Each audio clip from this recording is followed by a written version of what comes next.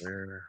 Recording in progress. Okay, good. Hi. Okay. Wait, whoa. I still have to What? go in and push another button on Oh, Facebook. we're not live yet? Well, it said No. recording in progress, so I Yeah, I'm started. recording on the computer as well in case things screw up. Just in case. All right, we're trying. Okay. Got it. We're live. Ooh, it says being Whoa, live. look at us. Meeting is now streaming live on Facebook. Good morning. I don't know if anybody's there, but we are. We're here.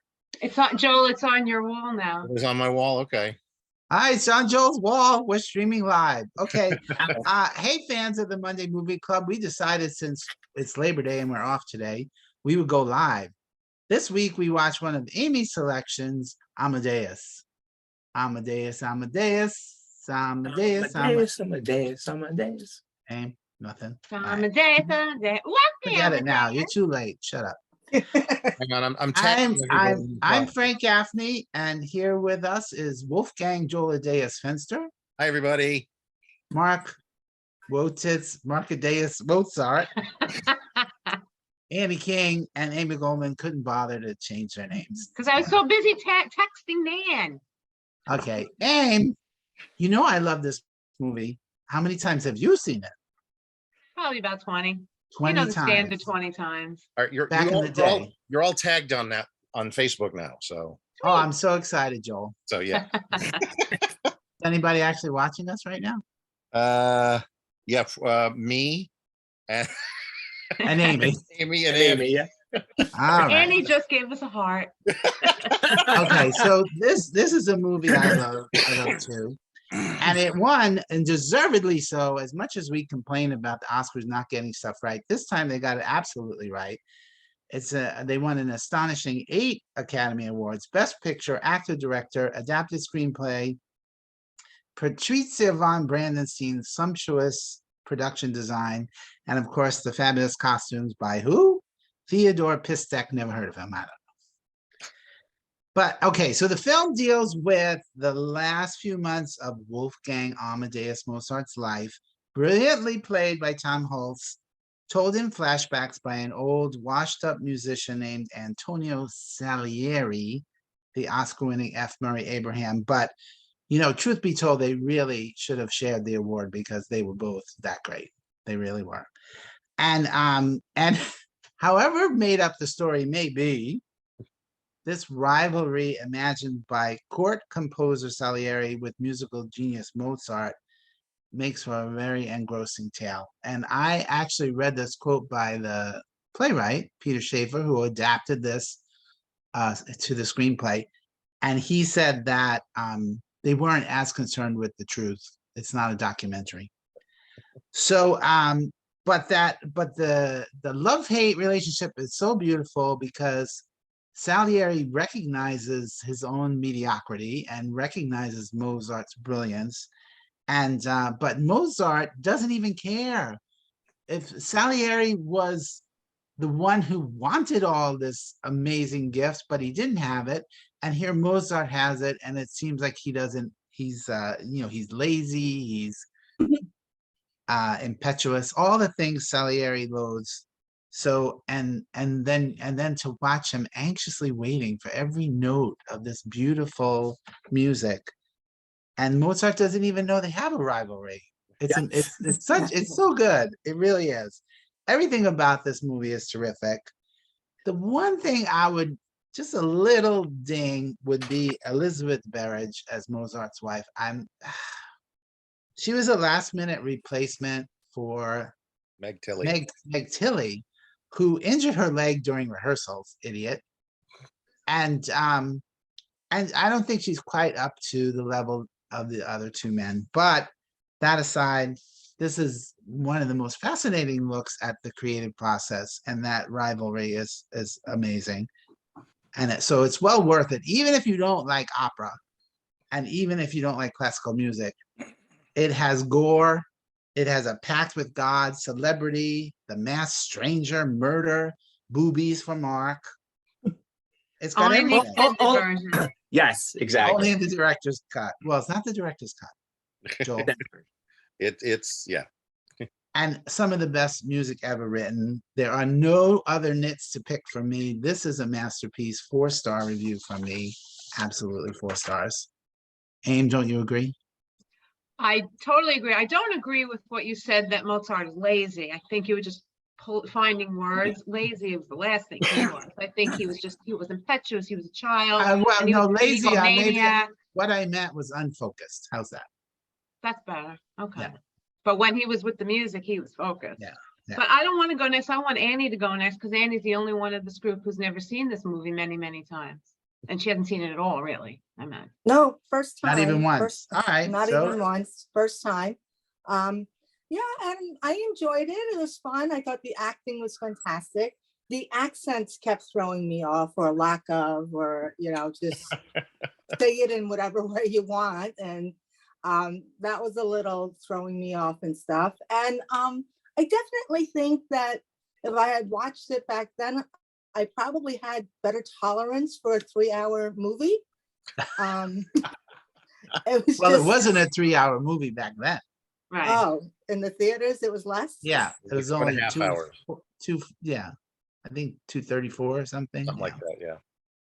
Oh, yeah. Sitting home watching a 3-hour movie was like, okay, I need to get on with other things. But it was good. It was, I enjoyed it. I wonder if I knew his music better, would I have enjoyed it better? So not knowing the operas and stuff, while appreciated, I couldn't really say, oh, I know that, Right, so, right. And you didn't, yeah. it didn't thrill you to see it recreated because you didn't know it in the first place. Just to address that really quickly, Annie, because I'll forget later. I'm not a big opera fan, but my wife is, and in the time we've been married, she's dragged me to 3 different operas. And I hadn't seen this movie in about 10 years, and I didn't even realize that one of the operas she dragged me to is depicted in the movie. So Which That's one? the Abduction of the Seraglio, the one that Christine Ebersol is singing in. Oh. And did it made you like it better in the movie? I didn't even realize what it was. I hated it when we saw it on stage. The only reason we saw it was because a friend of Natasha's was in it, and he was brilliant. I mean, the acting and the singing in the show was brilliant, but it was in English, and she said that was part of the problem. I was like, okay, if you say so. Anyway. Yeah. So I enjoyed it a lot. It was I just thought the acting was fabulous and they were good. So it's 3.5 stars for me. Mark, not necessarily your kind of movie. Yeah. No, but I've similarly seen it. I've seen it at least 6-7 times. And I would say, regarding the music too, same thing for me. I do not like opera. I do like some classical music, but I found myself just, even the operas in this, it was a little bit too much. But when he was just playing the piano, the organ, whatever, it was just riveting. Everything that he did, I actually looked it up after we were done with the movie. I went on and just looked at some of his music, and I was like, oh shit, I know that. Yeah, you know a lot of his stuff. A lot of the stuff. So I'll just say it once again, 1984. Okay, best movie year Ever. ever. And the Austrian side of me is very happy right now. It's 2 weeks in a row. We had Arnold last week. Now we have Mozart, but I think we should quit while we're ahead, if you know what I mean. Try not to go for the third one. What would be the third one? Hitler. There's only 2 other big names. One is Sigmund Freud and the other is Hitler. So yeah.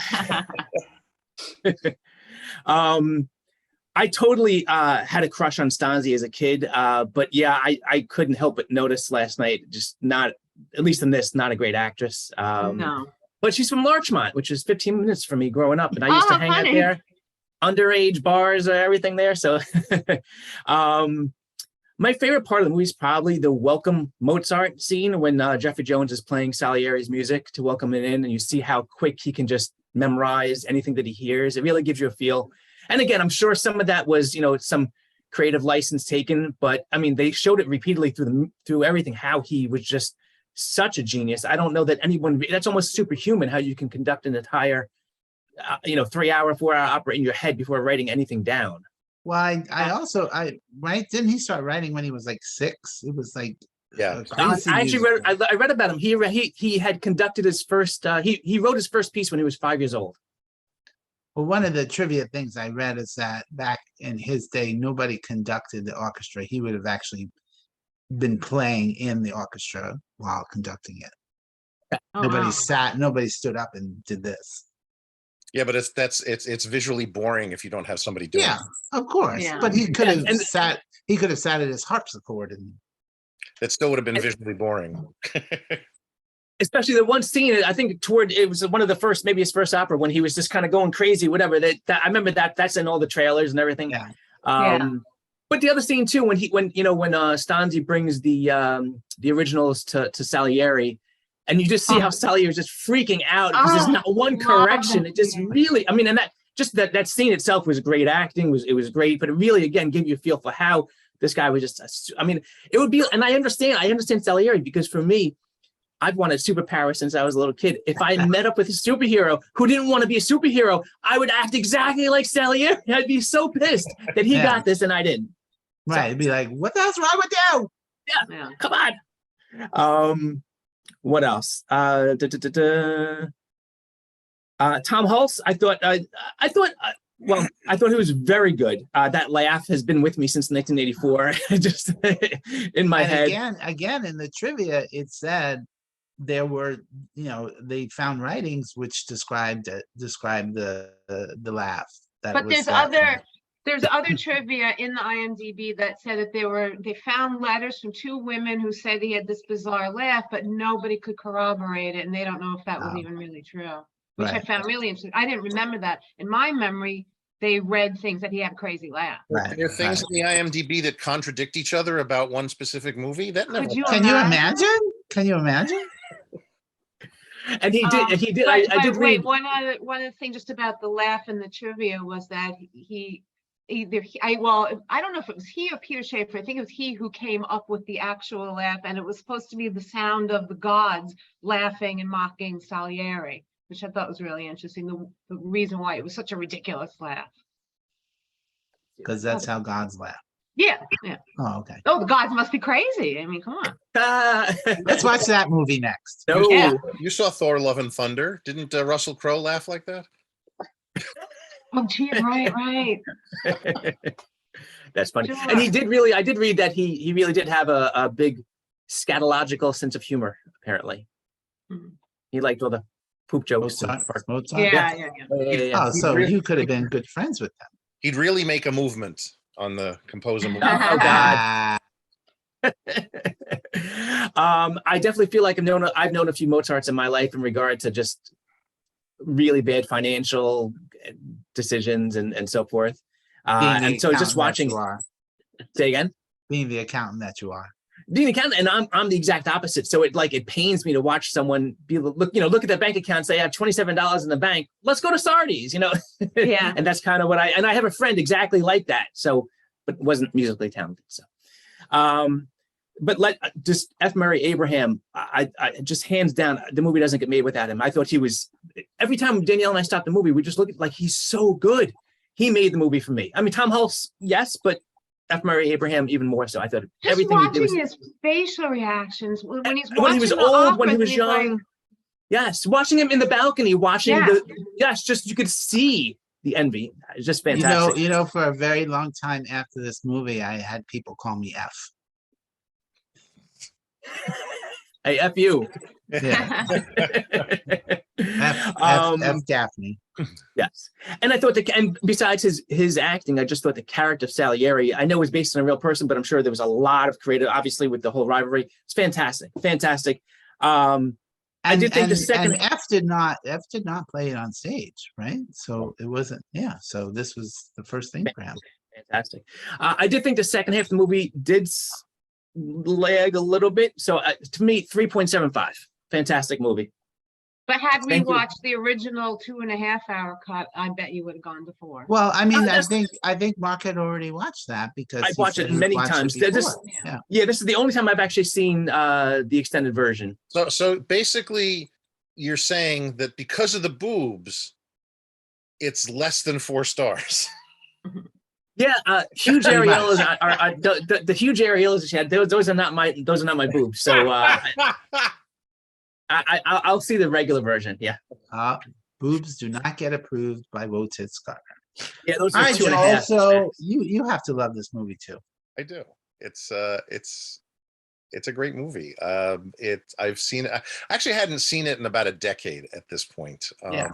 And and part of me is kicking myself because it's one of those movies I should be watching more often. It is just, it's a brilliant masterpiece of filmmaking on so many different levels. Yeah, every Oscar it won, it deserved, and it probably deserved the ones it didn't win as well. But I'd have to go back and look and see who actually won those awards. It's enthralling, and even for an extended version that runs 3 hours, yeah, it gets a little slow in a couple of spots, and I can see the scenes that were not in the original theatrical version as being like, yeah, there were reasons for that. They add a little bit, but they don't add much. But none of it detracts from the overall grandness of the film. It is very much a 4-star movie for me. I'm also a little biased. I'm a big fan of director Milos Forman. I don't think he made a bad movie, and even if he did make a bad movie, they're still really interesting movies. So, and I mean, one of his movies that I love is Hair. And yeah, it didn't really do very well at the box office. no, but it's a but great. it really is a great movie. But it's not just, One Flew Over the Cuckoo's Nest. Yeah, of course. Ragtime, The Man on the Moon, about Andy Kaufman, The People versus Larry Flint. Even his last film, Goya's Ghosts. I know a lot of people, it was kind of dismissed, but it still has those touches that he brings to a film that are really fascinating. Just as a quick side note, I actually wound up watching a documentary this weekend called Visions of 8 about the Olympics in 1972, and it's really about the Olympics. That has very little to do with the massacre in Munich that year, but one of the segments was directed by Milos Forman, and it's probably the best segment in the movie. So anyway, 4 stars, loved it, want to go watch it again. Still not a fan of the Abduction of the Seraglio by Mozart. It was a weird piece, and I didn't even recognize it because it was, Wait, let me ask you this. I wanted to mention that I recognized Queen of the Winter Night, which is it's a TSO, Trans-Siberian Orchestra. Now that I love them, and they do a lot of hard rock takes on classical stuff. And when the woman was singing that, the really high pitched, yeah, I was like, oh shit, I know that one. Is that the same one that you saw? Was that the same? Okay. If it was, I don't remember it being part of that. So, Natasha's tried to get me to like opera over the years, and she actually, we had seen that one with her friend, and then we went to the Met. We had second row center orchestra seats for, I think it was Samson and Delilah, and I was like, what the fuck is this? It looked like somebody took Fiddler on the Roof and Star Trek and smashed them together. It was the weirdest thing in the world to watch. And then she finally took me to see Le Comte Ori, and I loved it. It's a Rossini opera, and it was hysterical. They basically staged it as a play within a play. So the stage was smaller on the large stage of the Met, and you had all these stage hands around the side who were characters in the piece. Like these birds had to fly in, and there's a guy on the side with a stick that's got these plastic birds. It was just really funny. Anyway. You digress. I digress. Sorry. Well, I'm sure seeing an opera at the Met the spectacle is a lot of what it's about, really. Sure, the spectacle did help, but for me, it's also the material and how it's designed. And yeah, but it doesn't sound like you saw any of the really popular musicals, the operas, right? Like 3 in the movie, La Boheme, Don Aida, Giovanni, the ones you Marriage always of Figaro. No. Yeah. So you saw obscure ones. Okay. Well, we've all seen so much of the Marriage of Figaro between Bugs Bunny and Yes. Yes. And the Little Rascals, did you say? The Little Rascals. All right, Ames. So now here, you picked it. It's your favorite. You've seen it dozens of times. Yeah. What was different yesterday? What was different yesterday it was like all of you said, Joel, it's the first time I've seen the movie in at least 10, if not 15 years. I remember it used to be on Channel 11 all the time, and that was a remote dropper for me before I got a VCR. Oh God, what was I just, oh, so the biggest difference was I had only seen the director's cut like twice, and I definitely prefer the shorter version. There are moments where I'm like, I don't even remember the scene, oh, because it's from the director's cut, and it was just a little too long.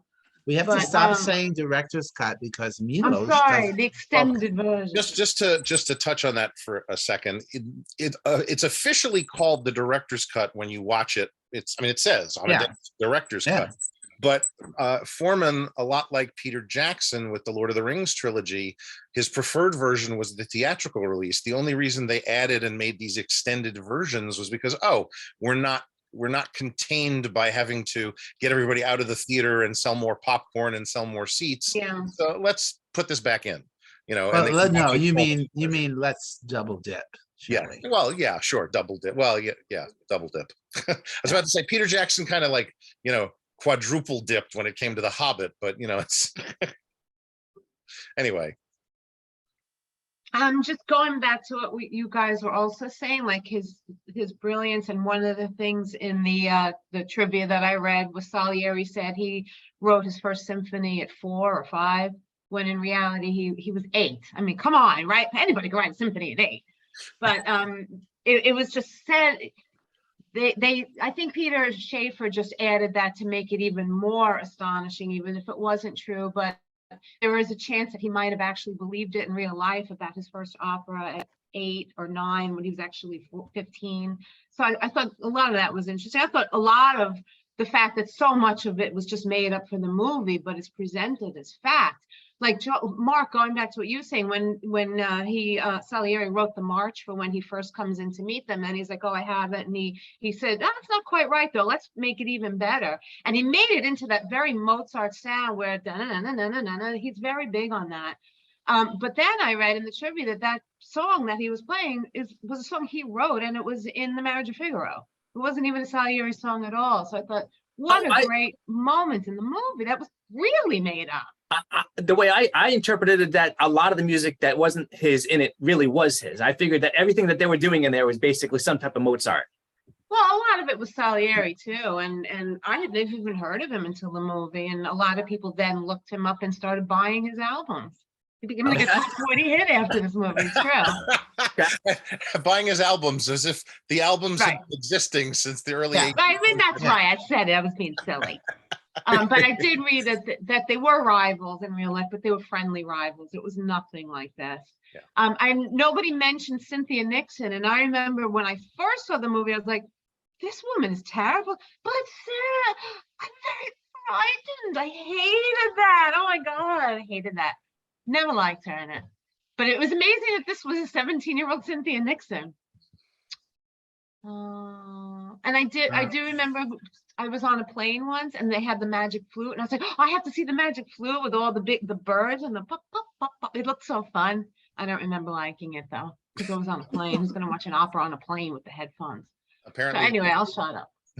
You don't have to. I'm just all right, rambling because so, I didn't take any notes, but I love the movie. 4 stars. It just enthralled me, and I think maybe it does. That's the third enthrall we heard today.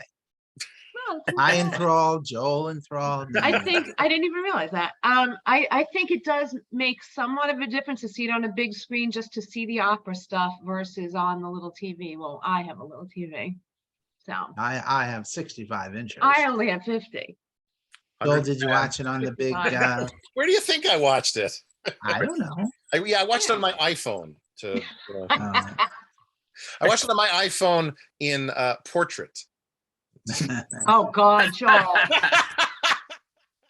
With a Well, magnifying glass. I just lost a year of my life. Of course, I watched it in the theater on a 110-inch screen. That's beautiful. It was, and I do miss it. we have friends of ours that watch these movies with us every week, and they couldn't stay for the whole thing. They actually, the husband wasn't going to stay at all, wound up staying for the first hour and was like, I have to go, because he was really tired, and I understand that, and he's not big on 3-hour movies, but he's like, I want to come back and watch the rest of this, because he was enthralled. Enthralled. So, Now, why don't these people come on our Zoom and discuss the movies if they're watching them every week? Goodness. I could ask Sue if she'd be interested. Dave wouldn't be interested, so He'd fall asleep. he'd fall asleep. I just one quick note on Elizabeth Berridge. I don't think I was bothered by her as much as the rest of you are, and I think that's partially because she's actually in 2 sitcoms after this that I happen to love that are obscure. That one of them is not so obscure. The John Larroquette Show. I love that show. She was brilliant. She was Eggers, the female cop that was on the I show, don't remember. and she was also in a show called The Very Powers That butch. Be. Right before What? that, The Powers That Powers that be. which was also a very funny sitcom, but it only ran for 2 seasons. So Wasn't that like a soap opera? it was like not really soap opera-y, but a little bit. It was about a senator and his family. If I remember correctly, I think David Hyde Pierce was in it too, and John Forsythe was the lead. I remember it being funny, but I haven't seen it since. That's not available anywhere. Anyway, All right. Any last minute comments? We're good now. Well, yes, Tom Petrone played the Emperor Joseph in a production in New Canaan, and he's never seen the movie. Wow. Well, Tom, now you need to see the movie. right. We think so. And So Nan said, Tom- and a hit song. We already sang it, Nan. You missed it. I got one thing to say. There it is. Oh, there it is. There it Love is. that, love that, love that. Yes. He said it like 5 times. It was great. Oh, at Yeah. least. It's All right, another so, brilliant performance. Sorry, What? it was another brilliant performance in the movie. Yeah. And he also went a lot, which is sometimes hard to pick up. But that I think that's Jeffrey Jones. Like he does that in every movie. Oh, really? All right, so next week, Joel tries to school us by making us watch a less popular Alfred Hitchcock movie and in black and white, Shadow of a Doubt from 1943. But it's actually Hitchcock's favorite movie of the ones he made because he loves to bring terror to a small town, he said. Safety Harbor. Say- This one is available on Showtime, or you can rent it for $3.99, or what, kids? Watch it at Joel's. Yeah. Borrow it from the Library. library. Borrow from your local library. And if we inspired you to watch Amadeus, it's not available on any subscription streaming service. Wow. But you can rent it $3.99, or you could. Borrow Check Art your from your local local library. library. But this one is so good. It is really one you should. Bye. Bye. Bye. Bye. Bye.